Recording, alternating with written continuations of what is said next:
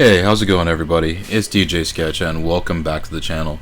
And today we're going to talk about id Software's newest release, the long-awaited Doom Eternal.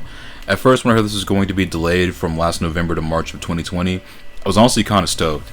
After seeing how bad Wolfenstein Youngbloods was, I really hoped Doom Eternal was not going to fall into the same trap as the latest Wolfenstein did.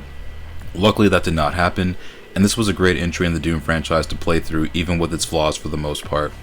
So the story, much like Doom 2016, is quite simple: rip and tear until it's done. In this entry you'll reprise the role as the Doomslayer and make your way through several levels of pure carnage and mayhem in ways that only a Doom game could. That being said, compared to the 2016 iteration, has come with some new mechanics and even a bit deeper of a narrative to keep you going through the game and break up the action from time to time with skippable cutscenes. The story with Doom Eternal is set 2 years after the events of Doom 2016, where Earth has been overrun by an invasion of demonic forces, in turn annihilating 60% of Earth's population. As if that weren't enough, now the Union Aerospace Corporation, UAC for short, has also been corrupted. The few that are left of humanity have either fled the planet or joined the ARC resistance movement to attempt to stop the invasion, but have suffered heavy losses in the process. The Doomslayer is contacted by a distress signal from Earth, and the action begins as you embark on a grueling mission to defeat the Maker and their accomplices. Assisted by Vega and later on in the game the cybernetic remains of Dr. Samuel Hayden, you'll give these hellspawns a swift kick in the ass and a face full of boomstick. Gameplay wise, this has several improvements over Doom 2016, this being the variety of control and ways to disperse your enemies. As far as motion, you have the ability to double jump and speed dash, which will be a crucial component to platforming segments contained within. These bits at first seemed a little daunting.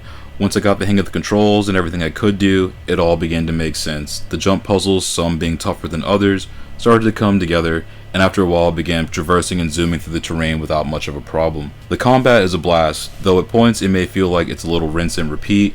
Right when you begin to feel as if you've seen all there is, the game will throw a curveball at you and force you to adapt, which kept the game interesting. However, the initial Archvile segment, along with the Marauder, gave me a bit of a run until I figured out the strategy for it. Even on normal difficulty, this game was throwing your boy around like a ragdoll at times. But even when the game spiked in difficulty, I found myself not raging too much, but instead trying to figure out how to navigate these encounters to the best possible outcome, which was most of the game, especially leading up to the later segments. Graphically, the game is smashing it. Compared to Doom 2016, where it's mostly the setting of Mars and a somewhat monotone setting, drenched in red hues, you get a menagerie of color here. Much in the vein of how Doom 2 varied up the levels and style compared to the original Doom, it's very much a repeat of what we saw in the early 90s. In short, the environments are stunning here. So in between the kick-ass kill fest, look around for a bit, because honestly there's actually quite a bit to see and look at and for, aside from the numerous Easter eggs. Audio wise, this game has got some great Foley effects. Impacts feel like they got a lot of weight to it.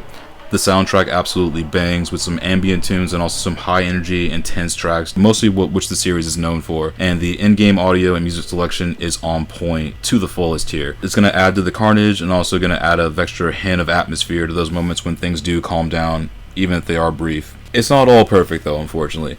There are a couple small gripes I do have with the game. Of course, considering that everything it does impeccably well, there's a couple things that did break the game.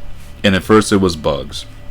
Luckily I didn't encounter too many on my runs, but what I did see were some rubber banding effects, and also at times some segments were breaking between some levels. Second, the menu, while being very robust, is almost to the point of overkill. I understand having a lot of abilities in this game, but was there a need to have 4 different types of currency to apply to each set of abilities? Granted, it's all dope. What you can do and what you can get, and how you choose to implement them in your runs of the game, it's not bad. But at first, at a glance, the menu system might seem a bit daunting just due to the sheer variety of options that are available. Still at the same time, you can try some different things out and see what gels best with your playstyle, so give things a shot and try it out. But here's the thing, you only get one chance with the currencies, and so choose wisely is the best advice I can give you on that part.